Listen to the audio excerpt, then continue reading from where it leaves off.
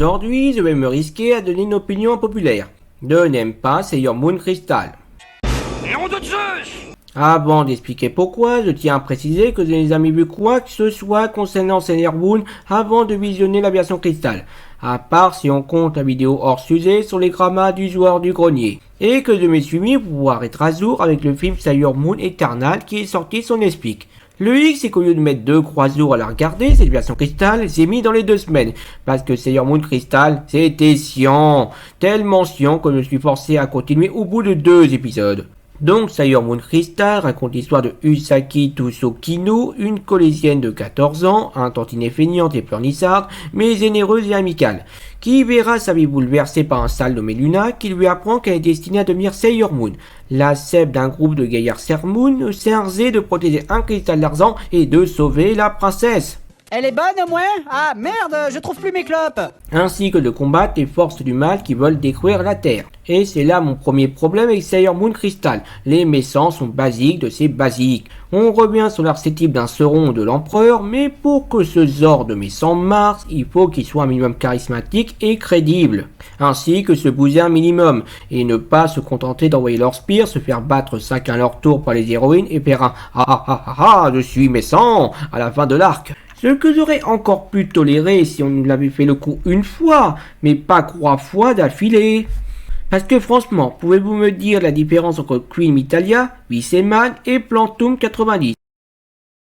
Exactement, il n'y a aucune différence. On aurait pu échanger leur place entre les croisards que ça aurait été pareil. Jamais vu un copier-coller aussi flagrant au sein d'une même licence. Et si vous pensiez que c'était mieux du côté des héroïnes, pouf, c'est encore pire.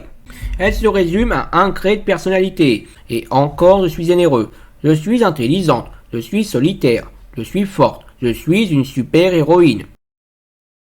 Et on se centre sur l'une d'elles une fois tous les 10 épisodes. Mais pas pour faire du développement de personnage, ça serait ridicule. Juste être ciblé par le spire de cet épisode. Qu'elles sont généralement incapables de battre toutes seules. Votre rôle c'est de protéger la princesse. C'est pas la princesse qui est censée vous sauver à chaque fois. Quant à lui, se contente de porter un beau costume et de sauver la demoiselle en détresse. Et là, fiston, tu dois sauver la princesse. Tiens. Ouais, je dois sauver la princesse. Le scénario, quant à lui, en plus d'être simpliste, il est ultra prévisible. Tu as dit que tu étais la princesse? Non, mais je te crois pas une minute. Je sais très bien que c'est elle, la princesse. Gagné. Donc, tu es l'incarnation du prince de la Terre. Vous devez être chevalier, je suppose. Encore gagné. Une gamine qui a la même coiffure que Usaki et qui sort de nulle part. Tu dois être sa fille qui vient du futur. Tuxedo Kane. この子は君たちの娘だよ。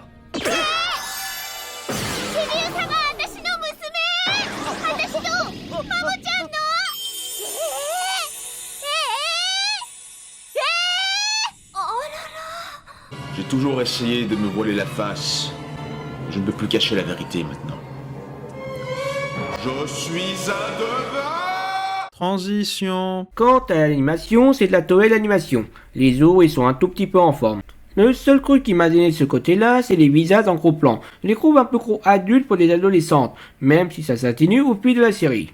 Et il n'y a pas grand chose à dire sur l'OST, à part que j'aime bien le premier générique. Après, ce n'est pas parce que je n'aime pas Sailor Moon Crystal que je le trouve mauvais. Les personnages sont certes niais mais sont fonctionnels, les méchants sont basiques mais font leur boulot de méchants, et le scénario se laisse regarder. Il n'y a aucun temps mort dedans. Et au moins la romance avance, elle, pas comme dans un animé plus récent. Vous allez vous embrasser dans la saison 5, c'est ça. Sinon, je reconnais aussi à Sailor Moon Crystal et à la licence en général d'avoir eu l'audace de mettre en avant un personnage transgenre. Et d'avoir posé la base des animés Magical Girl, y compris les transformations qui durent des plombes. C'est juste dommage que ces bases soient bien trop basiques pour moi, surtout après d'avoir vu Poela Magi, Madoka, Magica. Et pour prendre un exemple plus pertinent, Sakura, chasseuse de cartes, faisait bien moins daté. Après, comme je l'ai dit, Sailor Moon Crystal n'est pas mauvais, il a une structure narrative préhistorique que je n'ai pas réussi à supporter. Et j'en suis le premier désolé. Voilà donc mon avis sur cette série, et je suis prêt à accepter le jugement des fans. Tu as été méchant, alors au nom de la lune, je vais te... buter. Sailor Moon.